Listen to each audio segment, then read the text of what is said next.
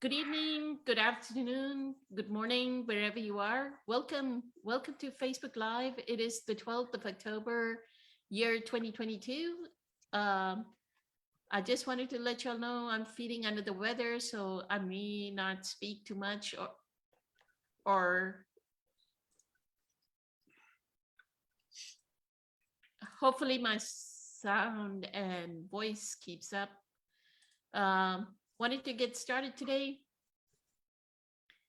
We have Kelly, who is part of our normal panel, who is our Qigong teacher and spiritual teacher. Good evening, Kelly. Welcoming the panel Good evening. today. And then we have Ken, who is part of our core group of meditators. Good evening, Ken. And then Patricia is here as well. Good evening, Patricia. And then we have a new member, Dennis is here, who is somebody that Ken has introduced our Facebook Live Q&A panel to Dennis, right? So if you all remember last time that we met, Patricia, we were talking about collapsing the wave function, and then you started asking some question about where is free will. Do you remember that question? Do you want to type that question and ask that question? And I'm going to tag everyone on the Facebook group while you do that. Okay, thank you. Hi, good evening, everyone. And so sorry, Poonam, that you're not feeling good. So we'll try not to make you talk too much. We'll talk for you. But thank you for your presence and making an effort to be here. We missed you dearly. I'm not remember exactly how it came to that moment when the question arose, but between Kelly and I, we were just going back and forth. I think how much we have that assignment, how much the alignment with the source do we have a say once we align to actually have a choice of what we're doing, or we just have to be completely open and let something else work through us? And where's the free will? Is the free will just means that we surrendering, that's the only freedom we have? Or there is a free will and choice, but as I see it right now, if I have free will and I do something against the alignment, it's just not going to be good. So I don't want to kind of execute it maybe. So I'm a little not clear on, because it sounds like free will should be good thing. You know, it's a good thing that a human being has a free will. But then in that light, it's not that great, because the ego can kidnap the free will and use it for its own purposes. So how do I say this question? I guess just where's, the destiny of the assignment that we have here on earth, the soul contract versus free will, or it's free will part of it? So maybe I'll just type it, okay. You want to take it, Kelly? Answer this question. Sure. Thank you. This is one of my favorite topics.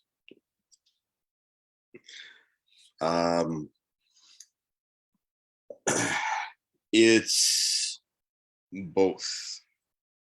So the short answer is that it's both. We come here with soul contracts. This solar system is a free will zone. And being on this planet, we are here to experience all of the effects of free will, both the positive and the negative.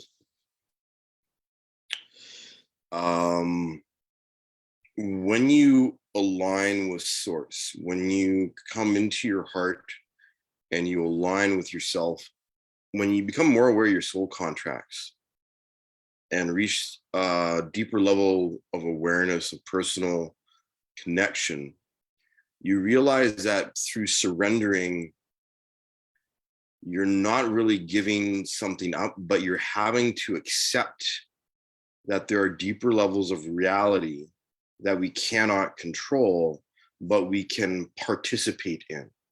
We can actively, consciously choose how we are going to express ourselves, whether or not it's in fear or love. So there are global paradigms of soul contracts that we all have being here on the planet, that we're all acting out, that we're all experiencing. And part of the point of being on this planet at this time is learning that we have a choice to either act in fear or love. And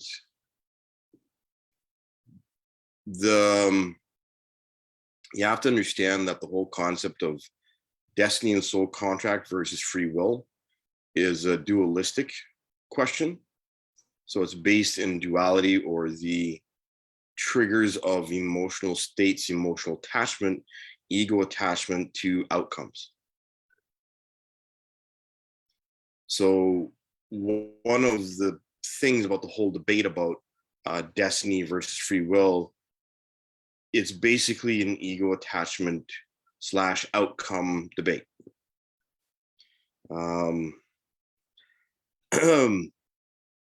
When you don't understand how to surrender, when you don't understand the concept of soul contracts and the impact of your own choices, how you've created your own life, your own participation, your own level of co-creation in your current reality, and the choices that have led you here, this very moment,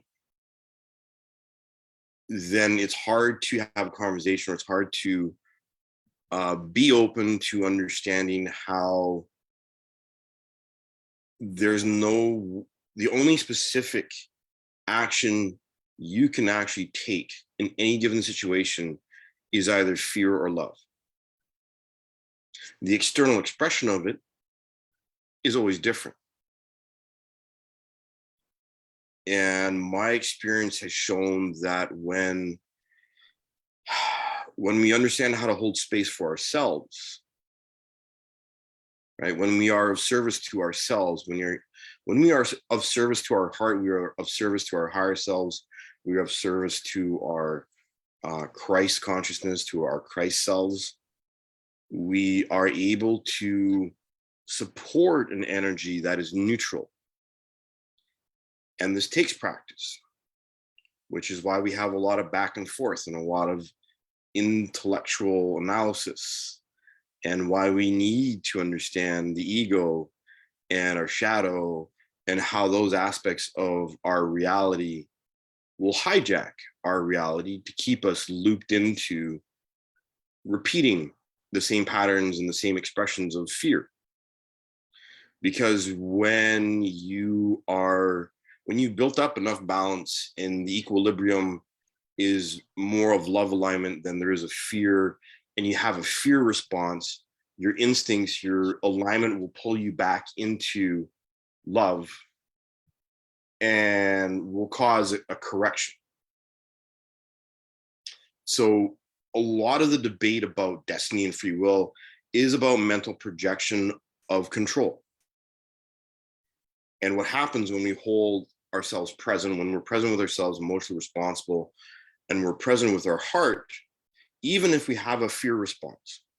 And I guarantee you that anyone who is doing their work keeps on digging through layer after layer after layer after layer of fear responses, and they change after time. And once you start breaking patterns, they never stay the same unless you've hit on a deep pattern that hasn't been cleared.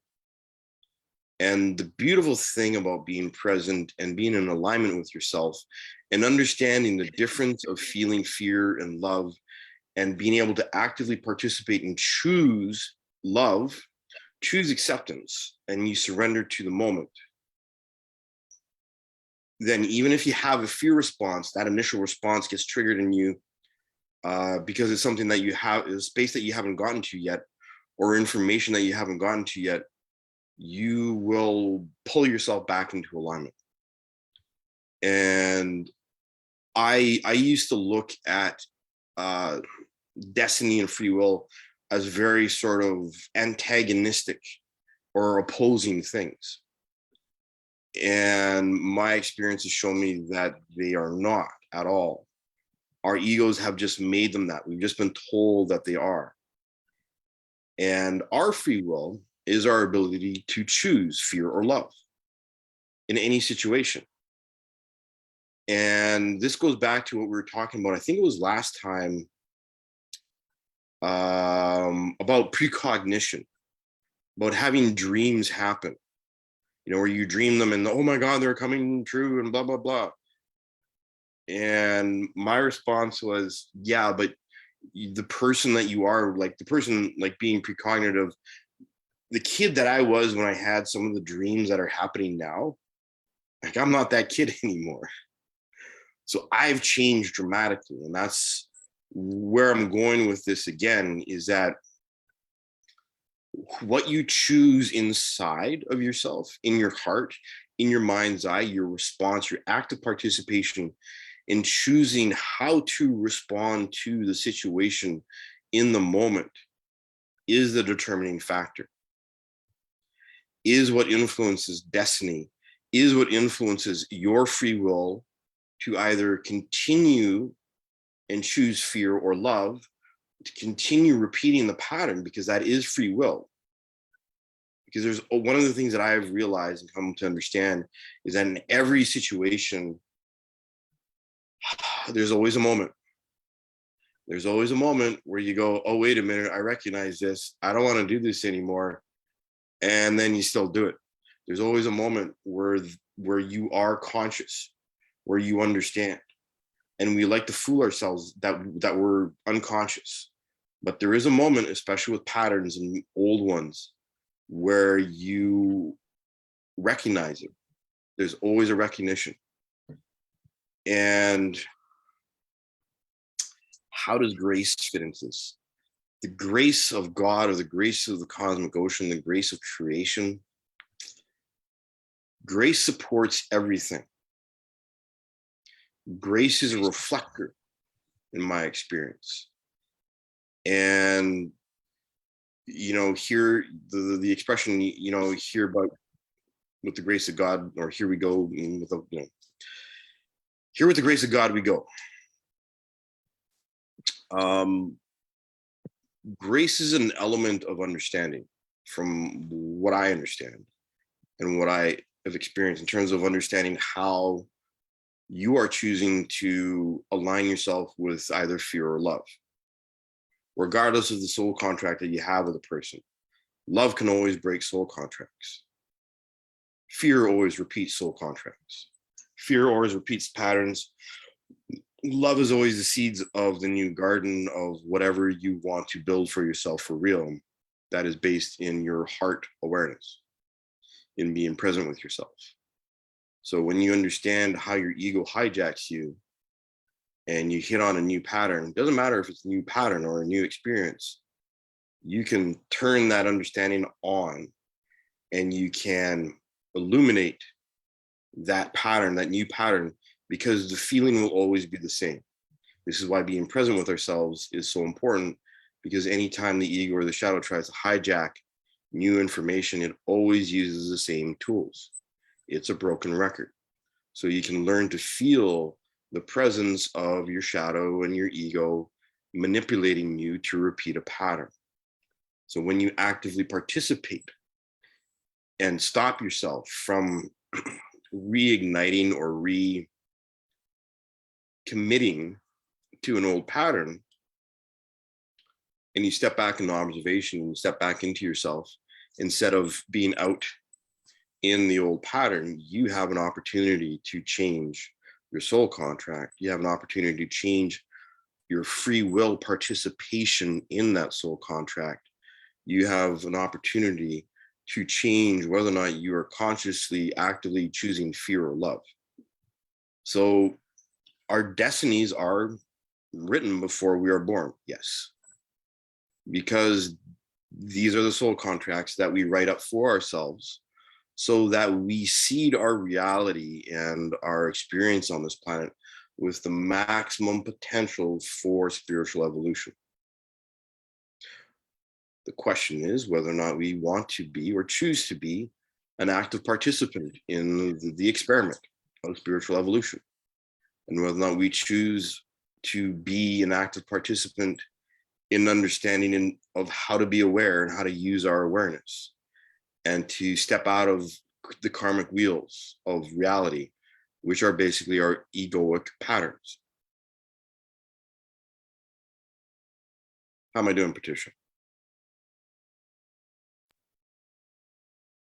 Oh, you know, I can listen to you forever. Okay, I'm just. Yeah, that is incredible. And yeah, I kind of sense that as when I actually wrote it down, it's destiny versus free will. While I was writing it, I sense like what you said, that it's not really, right? There is they play kind of to each other with They're opposite sides of the same coin, and that coin is alignment. Mm. From how I see it, from my perspective. Because we kind of have to honor our free will to break the patterns, so we're not enslaved to the Yes, pattern. exactly. To right, to notice And our free that. will our free will is what has created our reality, based on the seeds of opportunity that we've written into our soul contract.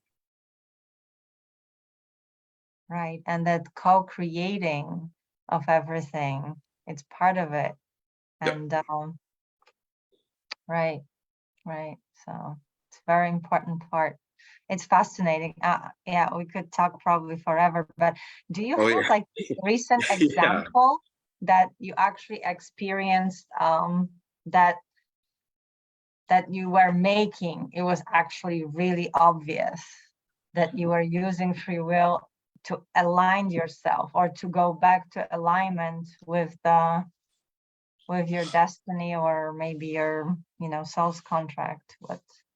When my experience, I mean, I have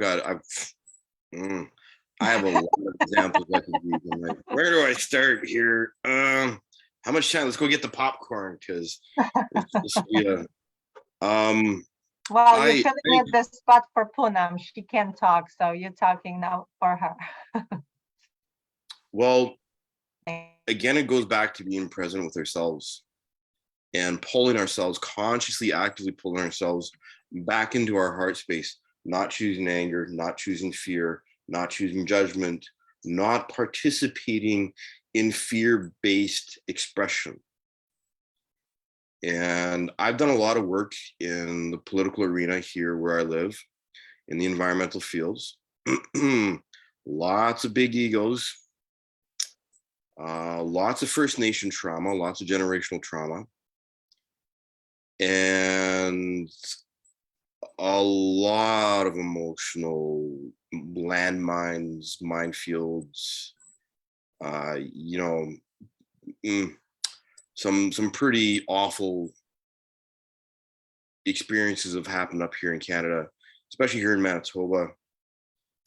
Now, the punchline, and I don't need to name anyone or any names or get into too much detail, but it's a very simple experience, very profound experience, but one that I've repeated day in, day out, ever since I first understood how to do this about 20 some years ago.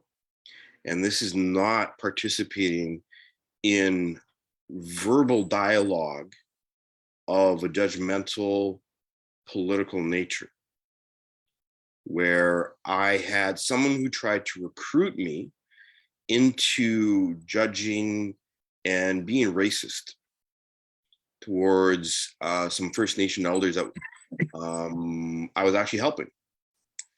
And this individual was, very nice, very kind, very genial, very, very likable. But I also knew that well, they were working for the government. I knew that.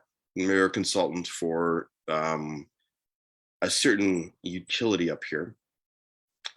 And he tried to get me to participate in judgmental racist comments about the First Nation elders that we were helping at the time. And there was this feeling in my gut as he walked up to me where it was kind of like, yeah, performance anxiety. If you've ever done any theater, I did theater when I was younger. And I knew immediately there's an instinct, there's a flash of this conversation that was about to happen. And I went, oh, I kind of like braced internally, I braced myself for impact, crash helmet, let's get the bubble wrap on. And I knew like his energy spoke volumes, when he was even like 30, 40, 50 feet away before he ever got to me. And I knew what he was going to do. And he walked up to me and he engaged me in conversation. And, he's very well dressed. There are lots of sort of covert operatives involved in a lot of the climate and political and environmental stuff that I've done. And this guy stunk to high heaven of being one of these type of people. So, he made it all friendly. And then he's like, gosh, wouldn't it be great if these, stupid Indians would just go home and go back to the forest. And it was some pretty awful, I'm just sort of going, and I like looked at him and I laughed. And I asked him, what are you doing? And he looked at me and said, I'm having a conversation. It's like, no, you're not. You're not having a conversation. I call him, I call him a racist, bleep, bleep, bleep. You need to leave. And he was sort of a little shocked. And it's like, and he looked at me and said, why are you helping, these stupid Indians? Because, you're white. And I looked at him. Yeah, it was, I just told him to leave. Just leave. And it's just like, unless you want me to go get some of these stupid Indians, then we could all have a conversation about, how awful you're being. And dozens and dozens of conversations like that over the years. And then there have also been other people that I've worked with. I don't have a science degree. I've just done, decades of research at a PhD level, 4 PhDs, 4 panels, for Clean Environment Commission hearings, for ministers and, other people. And I've had people with PhDs try and completely dismiss the work that I do. And I just quietly look at them and ask them how long they've been doing environmental work. And, a lot of these people come on the scene and they're all, they have their shiny piece of paper and they think they understand what's going on. So I've been on the receiving end of a lot of judgment. I've had a lot of practice of just sort of accepting that people won't understand, or they choose not to. And in a lot of the political arenas that I've stepped into, doing environmental work or doing First Nation work up here in Canada,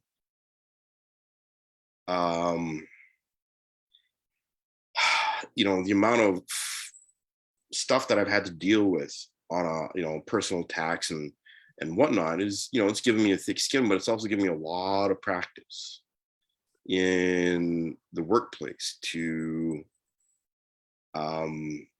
exercise my discipline of awareness and to choose not to be hooked into fear-based conversations and fear-based dialogue. And I've seen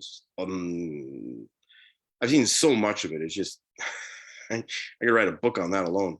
But this is perfect example to what Eckhart Tolle says, once you're present, right?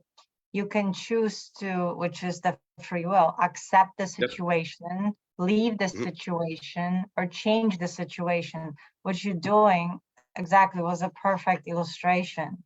You know, this is perfect. Yeah, for free will. You know, and I've had to, you know, and it's also, again, like, once I sort of understood the sequences, it's you know, you get, and from my experience, you get very conscious of practicing your practice. And you know, the irony is that working with my family, with First Nation, building capacity in communities, and dealing with government has given me an awful lot of really good practice. So there you have it. Right there on the front line, you're practicing a Yeah, practice. yeah, What is it? Walking the walk, talking the talk. yeah. Thank you. That was really, really straight to the point. Very good. Thank you Thank so you. much, Kelly. Excuse me. So this reminded me of what Eckhart says when Eckhart says, I cannot remember how he framed it, but he said, it's not free will if you're continuing to repeat the patterns of your conditioned patterns of the past. Is that free will? Right? So I think the confusion here is in the terminology that you're using free will and destiny as almost like the similar thing. Destiny is, yeah, you're going down a path, right? Like because of your conditioned patterns, you're going down your path, a certain path. And then there is this choice, what Dr. Joe Dispenza would call the metacognition and Eckhart would call awareness, that you make a choice that is different from what choice you would have made. Like instead of being angry at a certain situation, or instead of being like in Kelly's situation, he was not angry, right? So you can change your, what you would destined to go down that path, you have the choice to change it. That is, I actually understood. Yeah, I'm sorry I didn't specify it. For me, destiny was always that higher purpose of why no, you're here, not the no, pattern. Pattern no. is just Destiny is condition. not your higher purpose. Destiny is you're going down fate. That's fate. That's your karmic pattern. So Destiny is karmic pattern, yes. I thought destiny was higher. Destiny is no. what God wants for you. Destiny, your destiny is you're going down a certain way because of your soul contract. You're going down a certain path. Who is it that does predictions about the future? He said, I can't remember. I kind of posted about him to April on our live panels. I don't remember his. It wasn't Neville. It's somebody else. But that person said that you can never predict the future because the future depends on the state of consciousness. Because at that point, what is that person? If they made a shift in consciousness, how can you predict their future? If they shifted the box, and that's what we were talking about, collapsing the wave function, right? We have infinite number of possibilities. If you already shifted into somebody, a higher being, then you already shifted to being something else. You're no longer the same path. You're no longer the same soul contract. That's how you break your soul contract. That's what the neural pruning is about. That's what Dr. Joe Dispenza teaches, is the neural pruning. So you're making a different choice. And that's why I knew you were getting confused, because you were using destiny as almost like free will and destiny being the same, like being higher.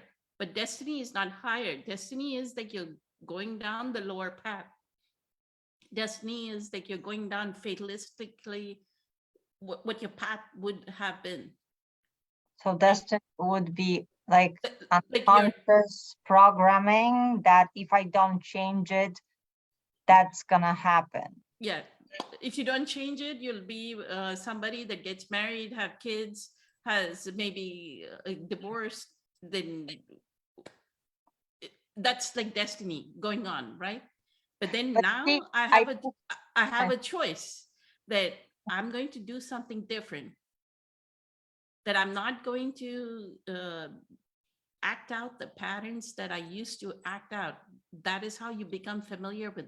That's the observation of the mind.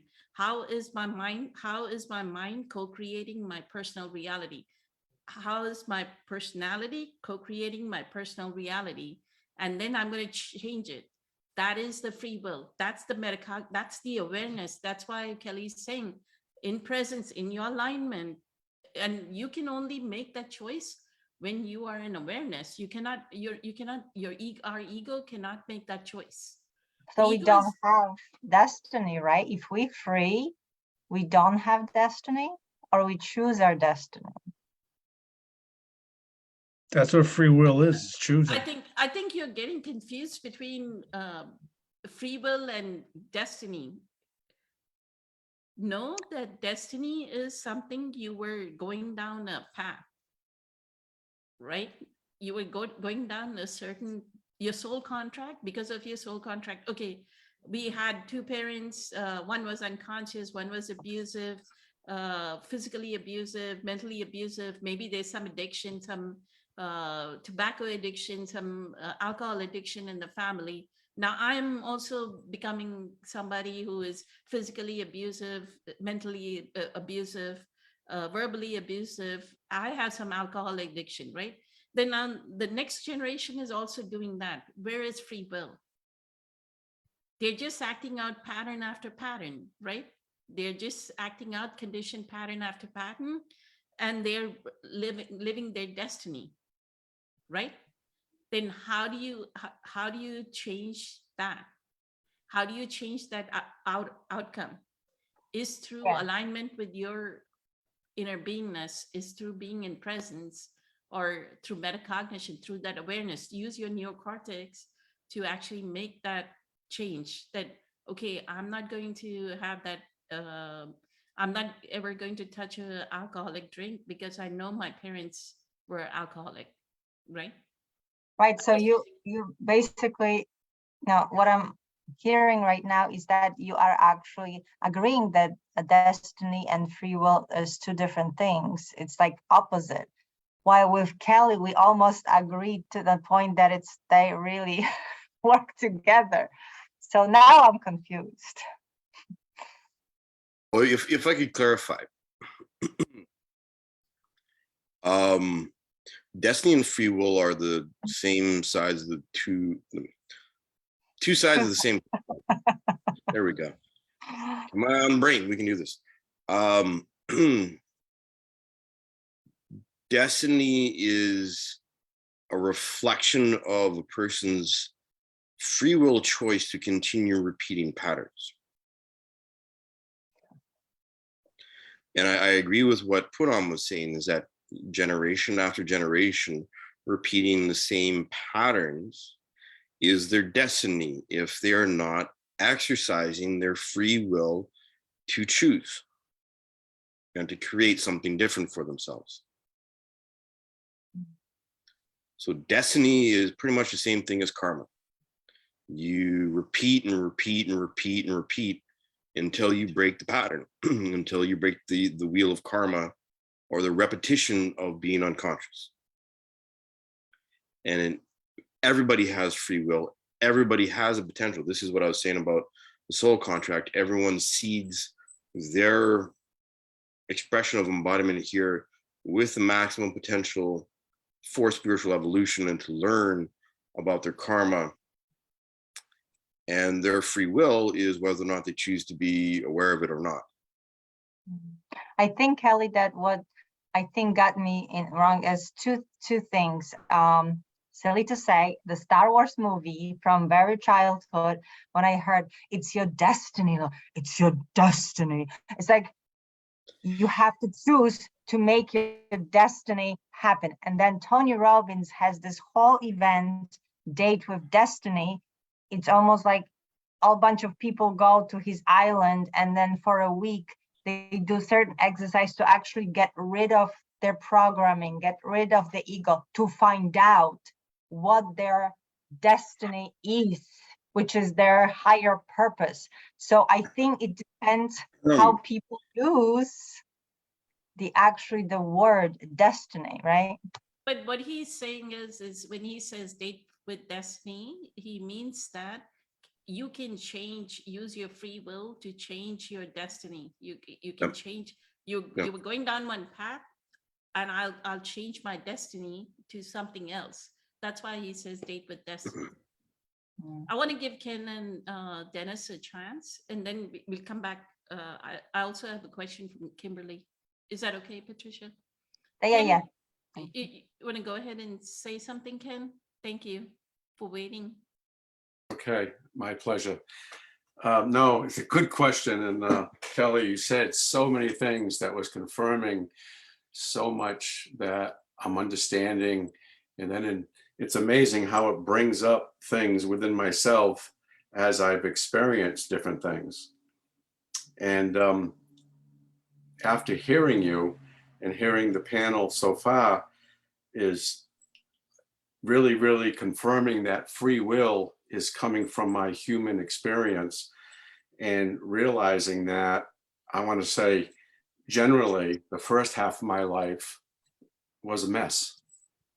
But it took me a long time to realize that this isn't working because it brought on pain and suffering. And so many, many things that I thought were the way came through my thinking mind. And then realizing that there were different people or different situations in my life, and that was really, really hard to move through or hard to deal with. And those were the contracts. And it's amazing how, as free will moves forward and it keeps trying and forcing and fighting and resisting until things don't work and until you say, stop, I can't do this any longer. But that has to come through, not the free will. That's where love comes in or consciousness comes in. And that's where a shift in my energy field or my frequency actually got me to surrender. So I realized my path of free will, it wasn't working. So, and it's something where when the turnaround came, and it came slowly, it was actually, I got jolted through different things that had happened in my life. And that was part of the different contracts that came up to surrender, to stop fighting and resisting. So it helps me to really understand how, and then another big one was all my life. I mean, this has been going on for well over 60 years, where the fear was inside of me ever since I was a child. And as I grew up, there were certain parts of me that never really got developed because the fear had, it was like a diversion, or it held me back. I was stuck. And now I realize I did this to myself, even though it was hard to comprehend when you're little, but still my free will had me believing the lies and illusions that I lived through. And it had me believing you were the cause of it. You created it. It's your fault. But I wouldn't call that free will, Ken. No? I would call that your ego. I wouldn't call it free Okay. will. Free And- will is your awareness. When we are in awareness, then we make a choice in awareness. That is free will, right? Okay. It's something like you're Kelly, give an example. Like somebody is beating up a dog in front of you, right? Like being very violent with an animal in front of you. Well, in So- my experience, there are different levels of free will. And yeah, I agree with what you're saying, put on, but I also agree with what Ken is saying, because when we are unconscious, we believe that we have free will.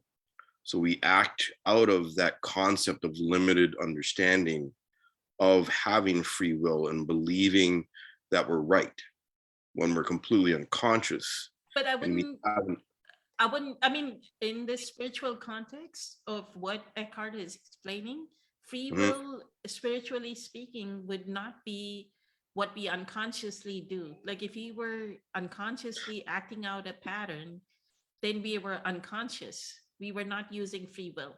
We were not using our awareness to make a choice. Just like I said, right? Like make a choice. Yep. that- Yep. No, and I'm agreeing with you. I am agreeing with you, but I Yeah. also feel that there are the different levels of free will. Free will when we're unconscious is not actually free will, but we believe it is, because that's the illusion. And yes, If and that makes sense, Ken. yes, it does, you. Poonam, and it even Thank you, makes Kelly. sense. I'm sorry, Poonam, yes. And I was referring to my free will. I was using that as my thinking mind.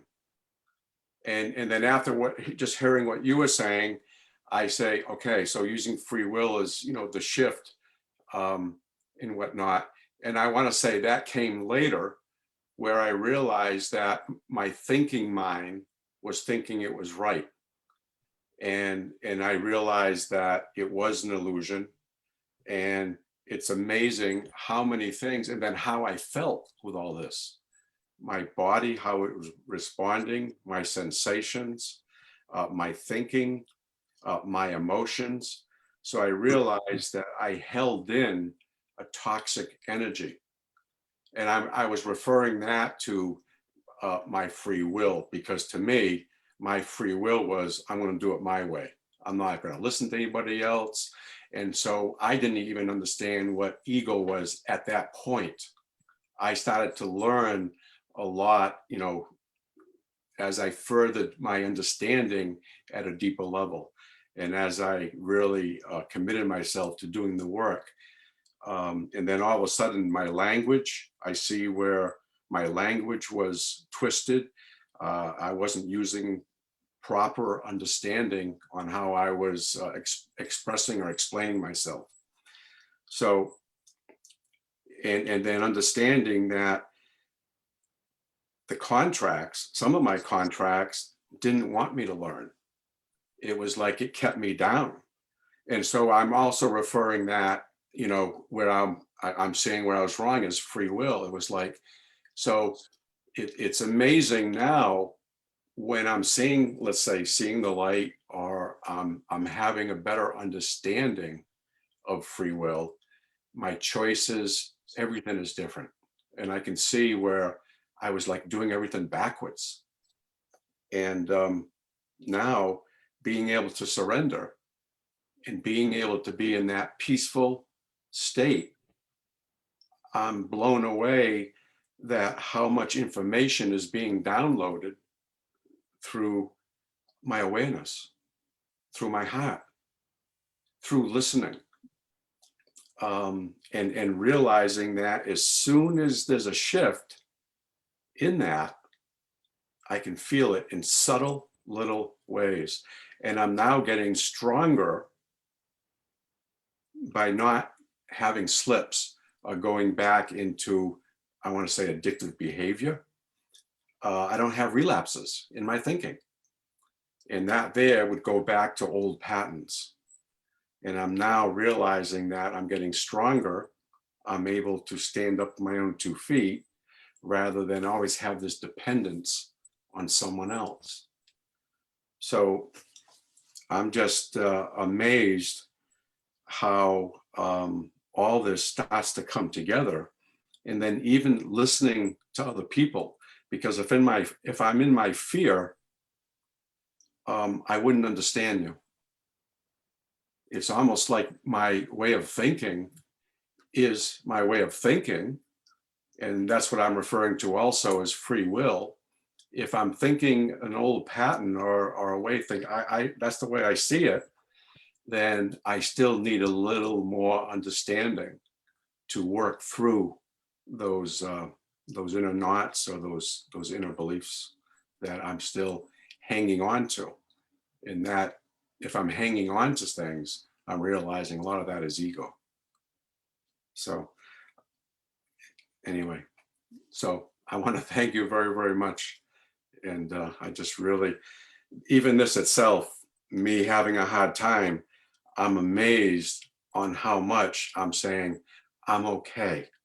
Because as soon as I say you're not okay, I have to watch my thinking, how it comes in, and then I'll have a slip and I won't be able to speak because I'll go right back into fear. So I'm really, really learning about, I want to say, this loving energy. And to me, the loving energy coming from everyone in the group, coming from myself, and just learning and having these new tools. And I got to keep working at it. You know, it's like if you want to do something well, you got to practice. And even when things get a little uncomfortable, you got to practice. And don't let those down times, and those are to me, they feel like test. And when I get tested, I'm going to see how my reaction is. And so it's just amazing where now I can push through things. It's like almost like giving birth to myself in a very loving embrace, rather than allowing me to not stick to it, even if I feel uncomfortable. And so it's just amazing. So thank you very much. Incredible. Thank you so much, Ken. Thank you. You know, what I would say is free will. You use free will when you said, no, I won't have alcohol. You use free will when you said, no, I won't get into a codependent relationship anymore. Where your tendency would have been to be in a relationship, right? And you said, no, I'm going to be by myself. Yeah, that was, Those, yeah, go ahead. those are examples of free will. Like you were destined to go down the path of being in codependent relationships, right? Mhm.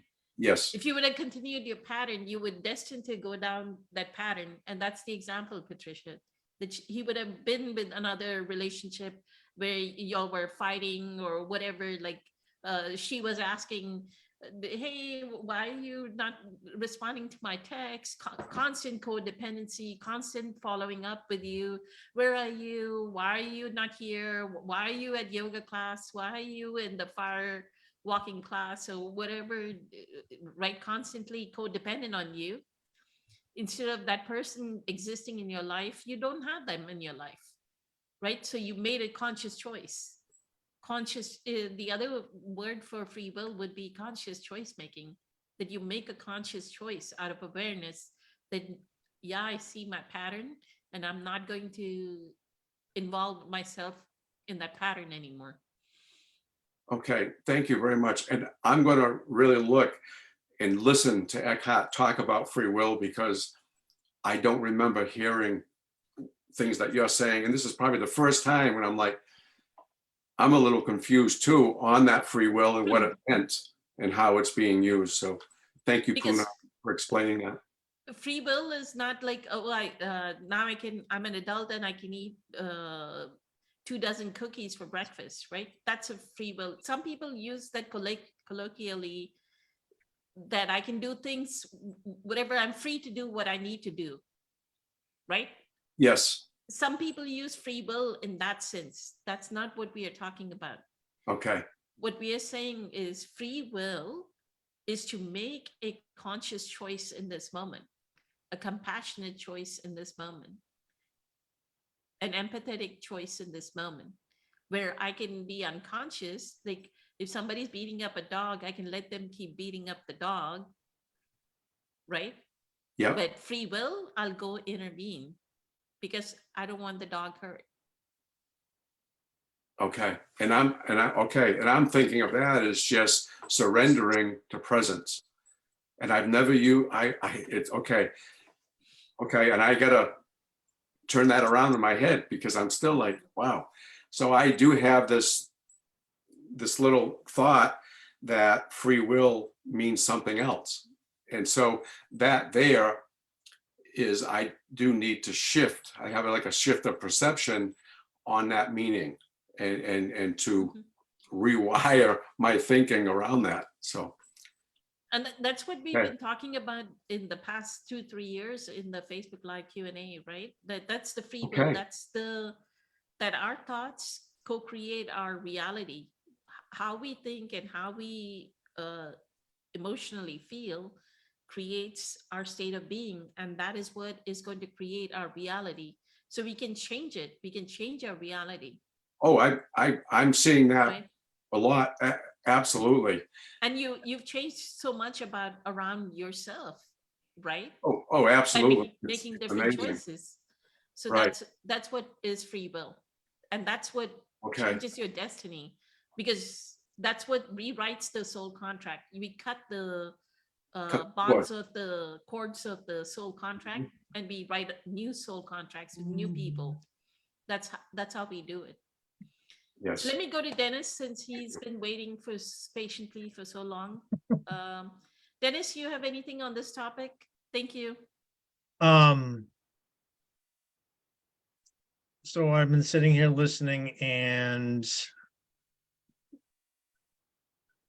my questions have been, questions that have come up to me is the whole destiny, free will thing, me and my interpretations of what free will is and what destiny is. So I'm not certain I agree with everything that Kelly was saying. I mean, I may, like, free will to me, as I wrote, to me, free will is your ability to choose and choose whatever direction you want to go.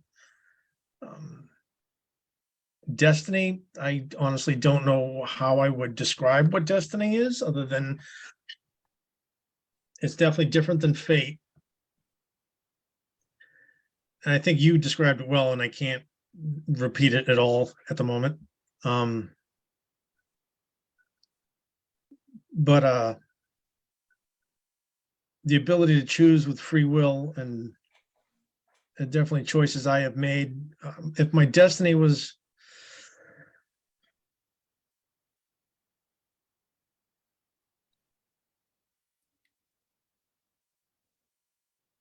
if destiny is the way life was planned for me in the beginning, I'm not entirely sure I enjoy how it's been, and I have to apply my free will to change that. And see, as I'm in the very beginning of my spiritual awakening, I guess you could say, and not actually realizing the changes that are happening in me, and not wanting to stay on the carousel, repeat the same patterns over and over again. I have to assert my free will and make different choices and understand what those choices are, and honestly not think about them. And this is something that came up recently, to feel and not think. Don't think something, feel it. And so I need to feel these choices and not just think about them and how they will impact me. So yeah.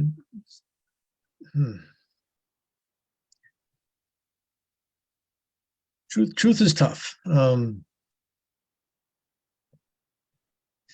So that's what I have at the moment. And, sitting here thinking I knew I could probably ramble on about stuff, but I wanted to argue with it and this, and I know ego's in there, and I'm in the early stages of what I'm going through and understanding everything. Ken has been an enlightenment for me, with the stuff he's brought to mind and helped me with, and hopefully will continue to help me with. I'm blessed to have met him. Whether he was a part of that destiny or not, I don't know. The choice for me, the free will to speak up and talk to him when we met, all part of destiny. But it was my choice. It was my free will to choose and either be quiet or talk. But I feel it.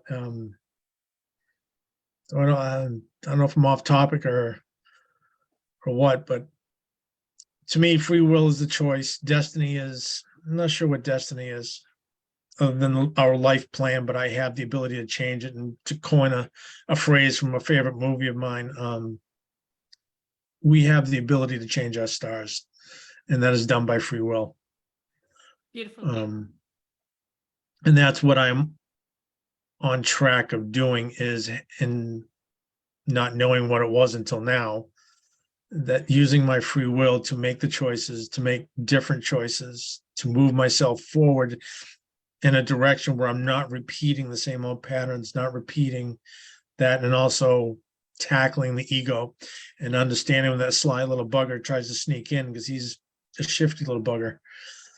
And the ego sneaks into me a lot, and that's something I have to be preparing myself to be more aware of, to take control of when the ego sneaks in, and knowing what is ego versus what is intuition, which has been a big inner discussion for me, which is which.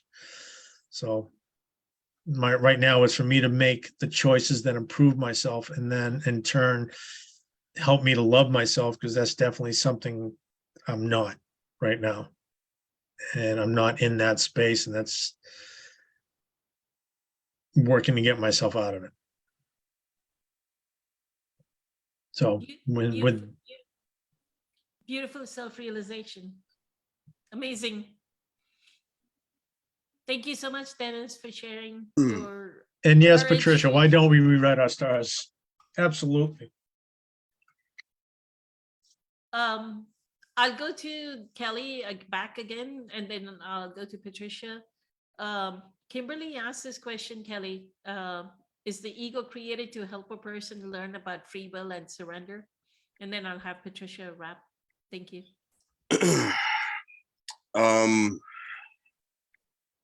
No, that's the short answer. The ego is a symptom of our separation from alignment. The ego is an aspect of our experience here that is developed as we are children growing up inside the programming and influence of the people and the environment around us. We adopt behaviors that are then solidified into our ego identity based on those behaviors we identify with that are acceptable as children. The ego is a symptom of our separation from ourselves. The ego is a symptom. It is not who we are. And it is an educational experience for certain. Free will and surrender are the experiences we begin to connect with when we realize that we do not want to suffer or be in pain from those ego behaviors that we adopted in order to be accepted and loved by those around us.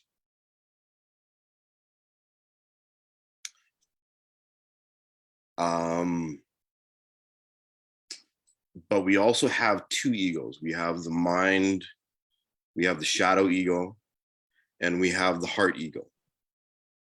When we are in alignment with ourselves, when we are practicing being present with ourselves, we are learning to connect with and relearn the language of our heart and be in alignment with what I call our heart ego or our heart identity. Being present, being connected to our heart allows us to step into observation and to understand how to view things with a neutral perspective and understand that our ego is just a symptom of our programming. Our ego likes to hijack us back into patterns of pain and suffering because that is its language. Our heart has a very different language. And it can be sometimes very challenging hearing our heart language and feeling with our heart and stepping into observation and seeing what we've done to ourselves in the past in an unconscious way. However, this too is part of the learning experience of understanding the gift that the ego actually is, because the ego is that mirror that reflects back to us all of the information, all of the judgments, all of the anger, all of the fears, the anxieties, all of the limited programming of the illusion. The ego is in and of itself the primary key to disassembling the illusion of separation.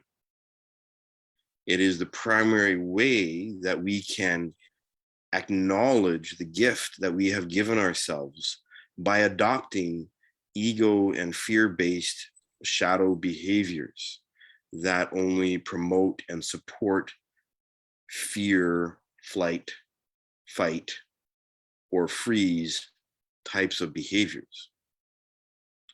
When we get into the interwoven layers that we become aware of, it can sometimes feel very overwhelming, which the ego loves. The ego loves to use those things to keep us from surrendering to our higher knowledge. So there's also a yes here. The ego is that mirror that is talked about in Zen Buddhism all the time. Except there is no external mirror because the mirror is our ego.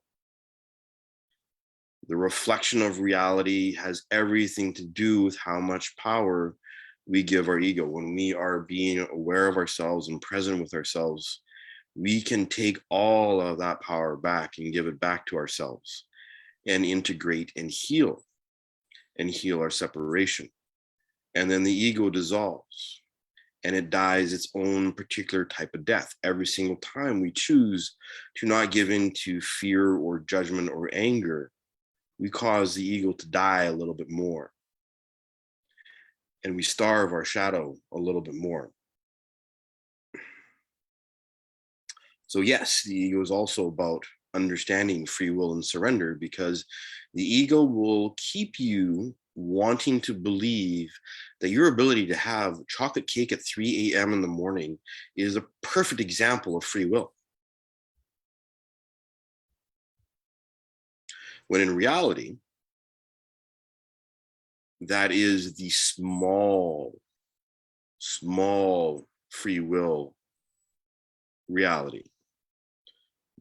And what Poonam was saying earlier about the true level of free will that we want to be conscious of is the free will that we have to change our destiny by changing our stories, by changing our patterns, by stepping out of our patterns, by giving ourselves the gift of accepting that where we have been is all of the information that we need to free ourselves from all of our patterns, our karma, and to rewrite our stars by accepting the information that is reflected back at us whenever we make a decision based in ego and shadow, which is always based in fear.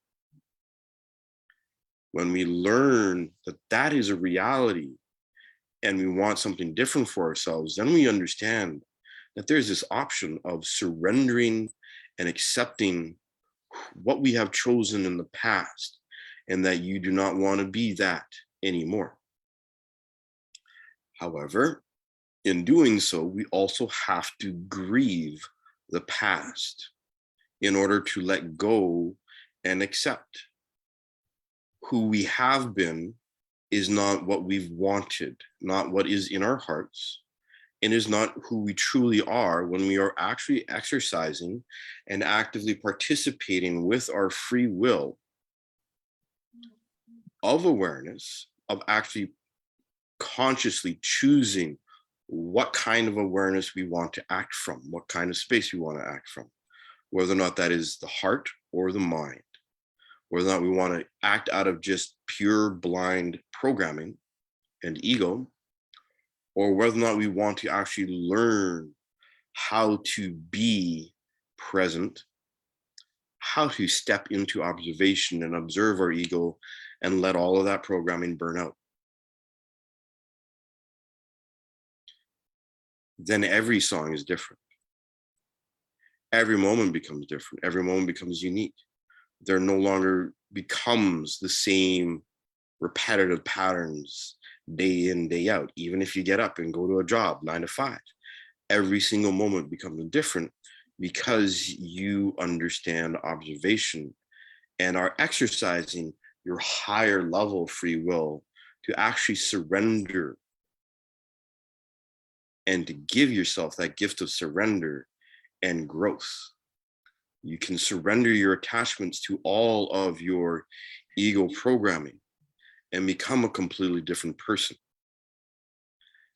This will involve growing pains, as all types of growth do. That's just the way that it is.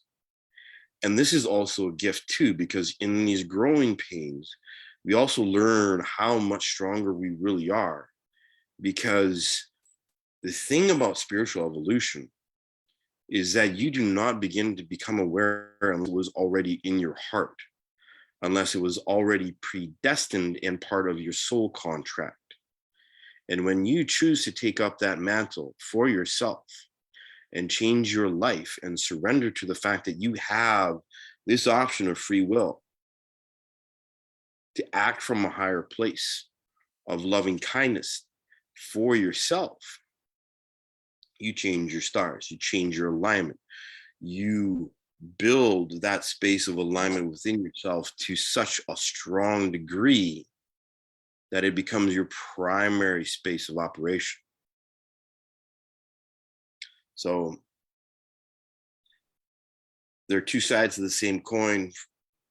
The ego is a very, very, very tricky aspect of the illusion.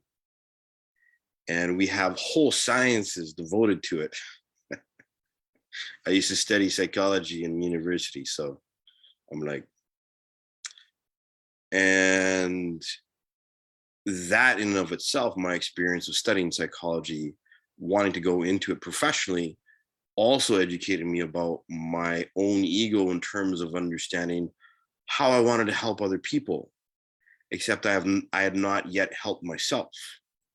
So I realized, how in the heck am I going to help anybody if I don't even understand what I'm dealing with, or I'm not even willing to look at my own stuff? When we start to look at our egos,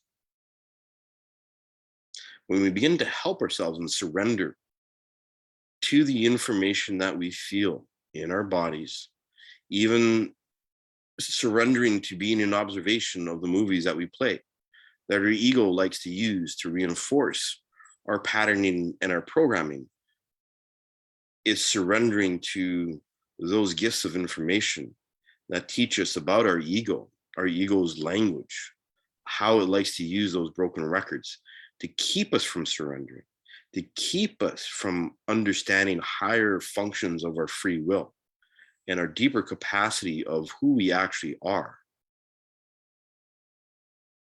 That the real healing begins.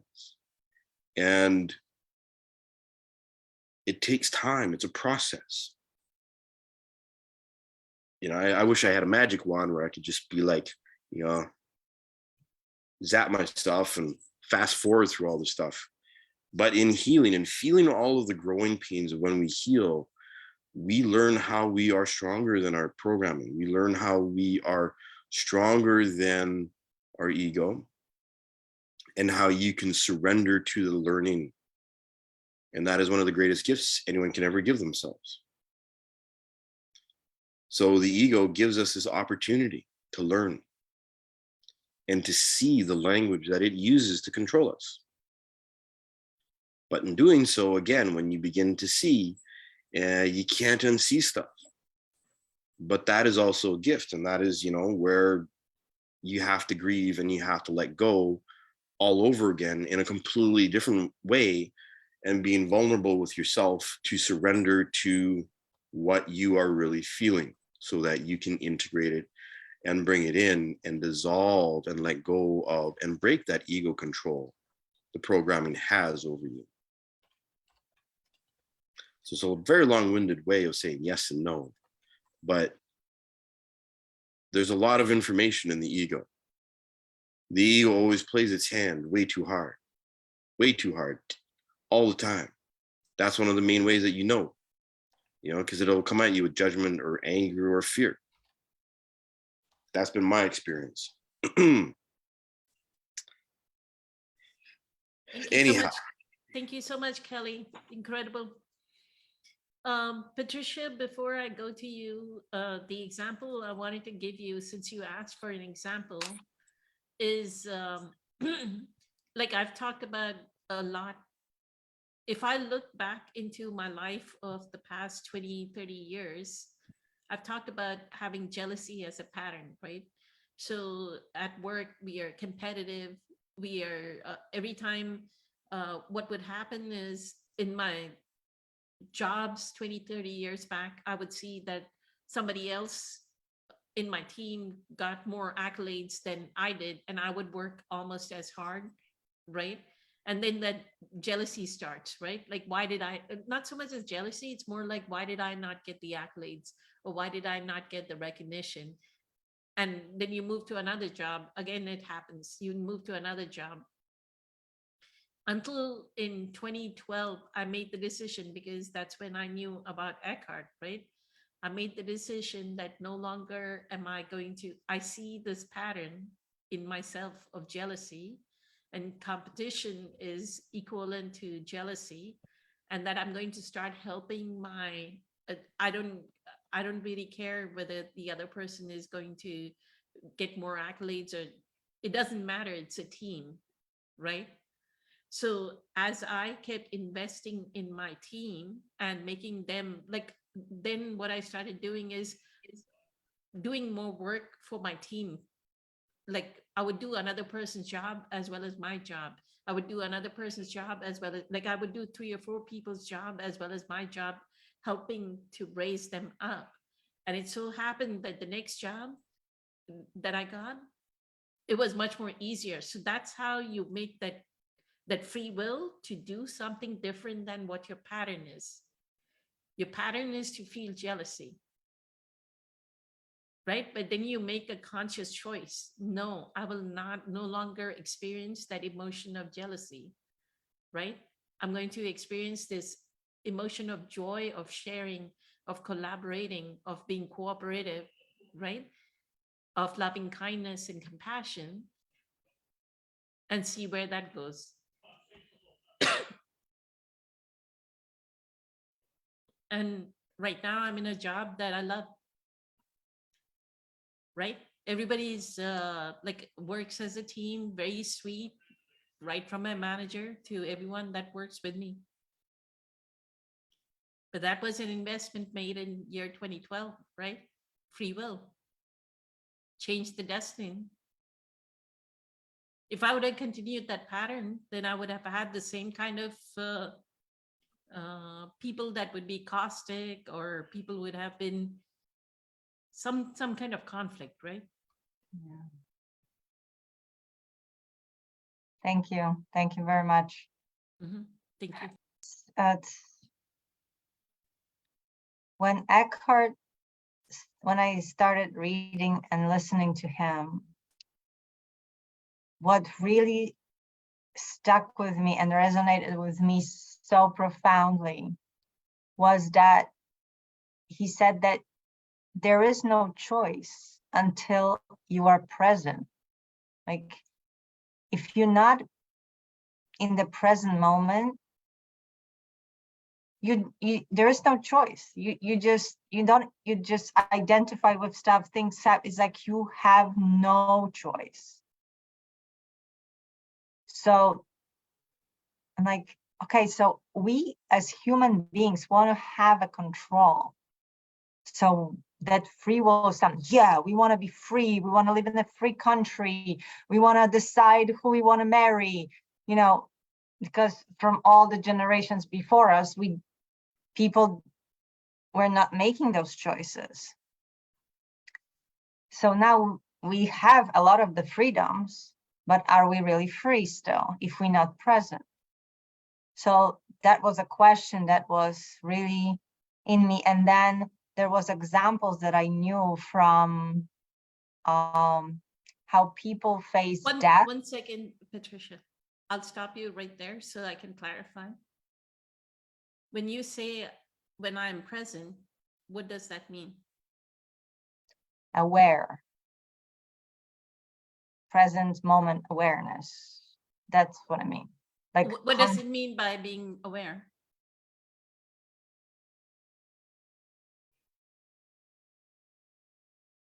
that you are. I mean, that's it. That you aware of being aware. Like, it's that sense of beingness, stillness. I don't know. That you are the Nothing. It's like, you're not the voice in the head, right. right? That's good. That's the way how, yeah. You're the beingness, you're the awareness. Mm-hmm. So if Eckhart is saying in the present moment is where you have free will, who is making the free will, the choice of free will in the present moment? It's really nobody. No, it's that awareness, that consciousness flowing through us is making that choice. That awareness flowing through us is making that choice. Until that awareness is flowing, you cannot have free will. Because Yeah, you will be acting out the default programming. And he got a lot of questions like, how do I know if it's the free choice or if it's a good decision, if the ego is deciding or whatever. So he said that if you're feeling joy in that, what you're doing, that that's the free will, versus if you're suffering, basically, if you're suffering, then it's the ego, because ego's purpose here is to make you suffer and even kill you. Because many times, if we've just identified with ego and doing what the ego say, we basically kill ourselves, like kill our bodies. But just to go back to what I was going to say in the beginning, I heard very recently Marianne Williamson talking about that free will and whatever in Course in Miracles is being stated about this, and how God does not interfere with the free will.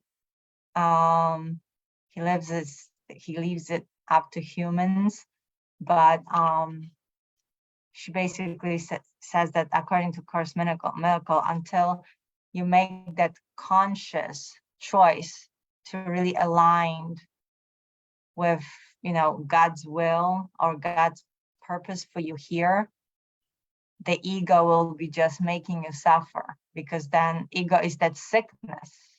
It's that sickness of our mind. It's very and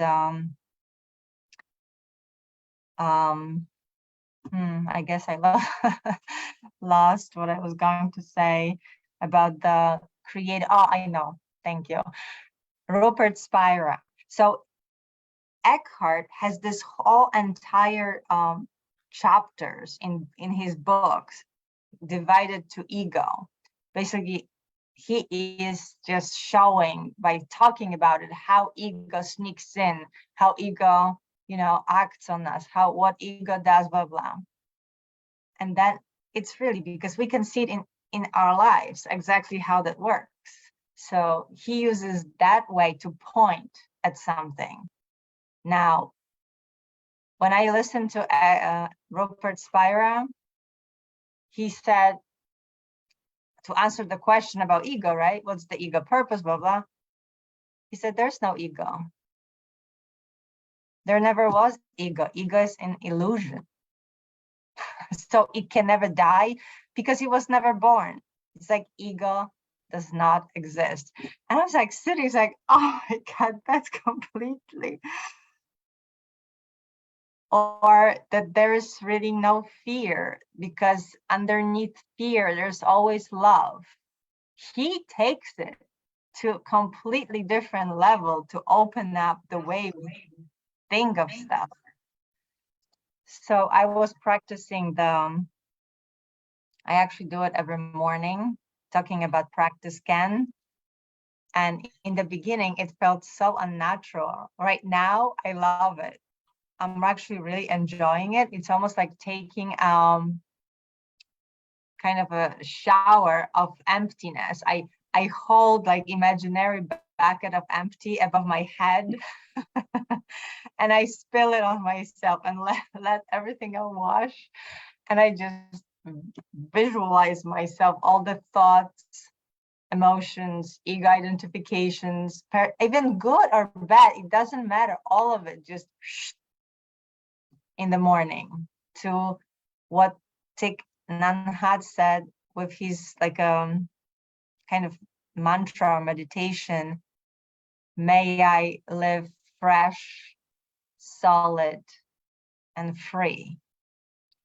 And I think that that's, you know, him asking for being, this is a choice.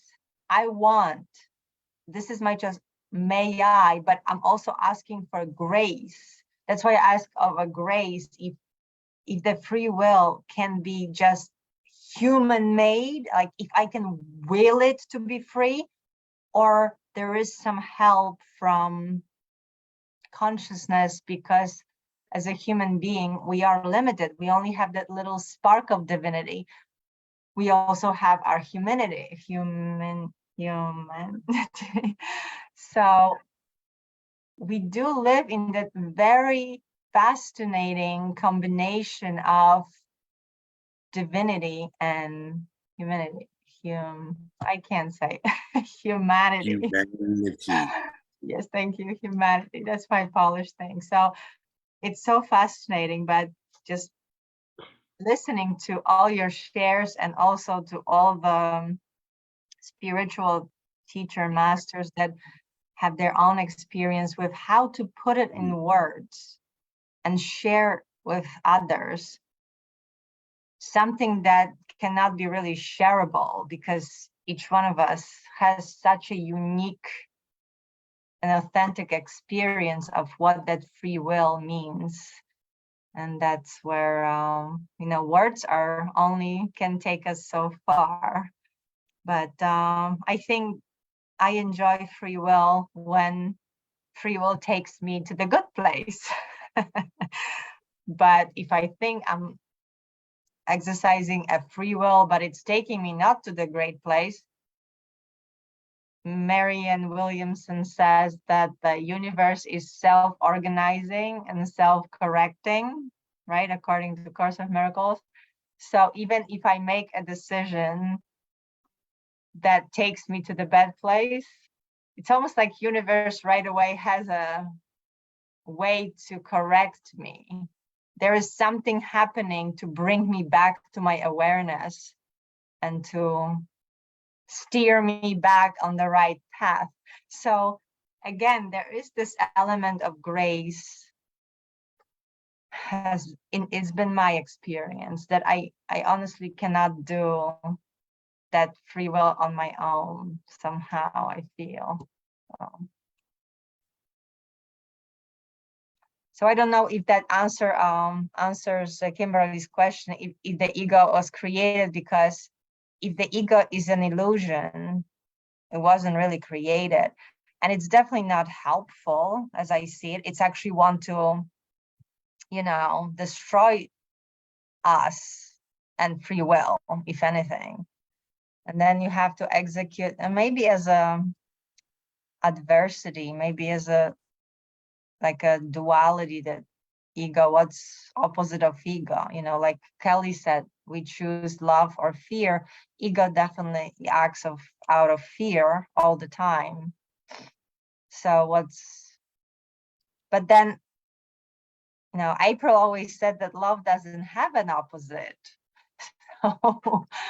So there is like, fear is really not an opposite of love, or love is not opposite of fear, because love doesn't have an opposite.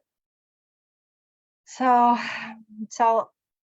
the way, just from what angle each one of us sees this, but I kind of tend to go right now towards Rupert Spira, that maybe all of this is just an illusion, and that we're not all of this. And like Buddhism say, you can only describe what you are by telling what you're not, because that darkness within the darkness, right?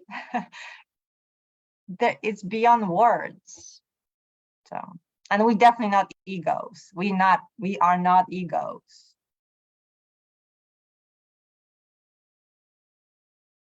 Thank you, That- Patricia. The reason why Eckhart has such a mastery over the ego is because for thousands of years we have been under the influence of the ego. How much ever Rupert Spira talks about ego is an illusion, the realization that the ego is an illusion comes only from a certain level of awareness. And to have that certain level of awareness, we have to go through those 15 Right. chapters of what is the ego, what in us gets identified. And that's why Eckhart is where he is. That's why even Rupert Spira says the way Eckhart explains things in a commonplace language Yes, is appealing to people in commonplace. because we can They're- see it in our lives. Yes. They are able to understand it. So the ego being an illusion is not, I think I heard somewhere, were they not saying that's what the whole Garden of Eden, the apple, the biting of the apple, the serpent and that she bit off the apple of good and evil, right? From the tree of life. And the biting of the apple is the ego, right? Where Yes, you're making a because- choice. You're making a choice, but the wrong choice, and you bit into it. Now comes guilt, and then starts the ego for whatever 10,000 years or something.